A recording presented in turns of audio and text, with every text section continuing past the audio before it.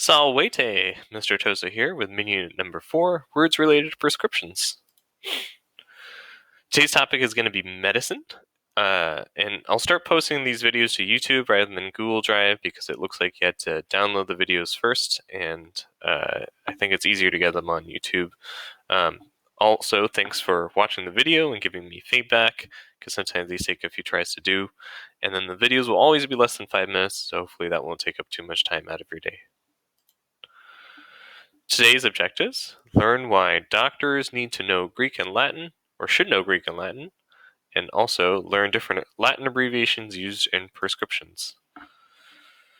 So today's topic is about medicine, and medicine owes a lot to the ancient Greeks and the Romans because they were the first people to write books and theories about medicine, about how the human body works, and about diseases, and people studied their books and their writings for hundreds of years. People who also studied to become doctors, therefore, had to learn Greek and Latin so they could read these people's works. And then they themselves would also write their own books in Greek and Latin, and so it sort of continued that way. Latin and Greek are also useful because just like we have Latin used for scientific names for animals, right? If you remember back to mini unit number 2 on dogs, these terms are not language specific, so you could be a German or a French person or a Japanese person, and you could still talk about the same animals by indicating the Latin name. Today we'll be looking at pharmacology and looking at how Latin is still used for prescriptions. And there's a picture of Galen there, who was a Roman physician. He was a doctor, and he's one of the most influential people on medicine. Pharmacology comes from the ancient Greek word pharmakon, which means drug, poison, spell, or enchantment, and it's the study of drugs or the science that is behind them.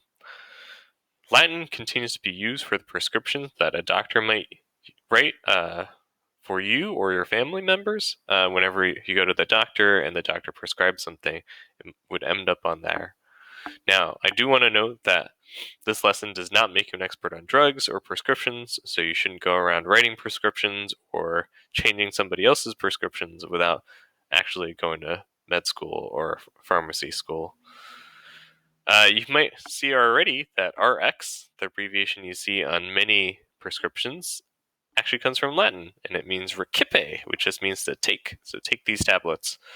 The English word recipe is actually the same thing, or is spelled the same way, but it wasn't used to indicate how to prepare food until the 1700s. Here are some different abbreviations you might see.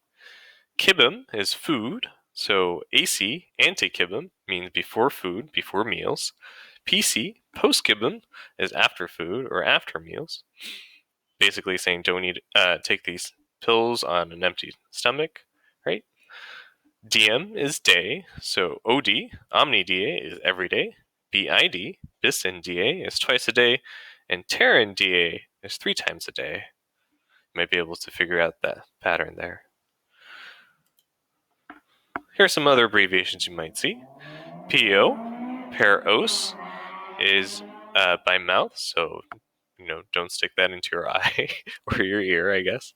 Signa is write this, and so this is when the doctor is trying to give instructions on what to write on a prescription, and telling this to the pharmacist. PRN, pro re nata, is as needed. HS, horosomni, at bedtime.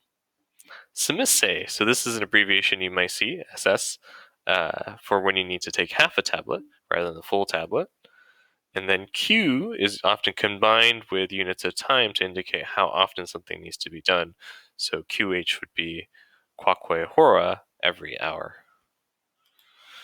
Now, just to note, you might actually not see any of these Latin abbreviations going into the future because everyone's shifting prescriptions online, and this way doctors aren't going to be having to write things in bad handwriting, and there won't be mistakes made.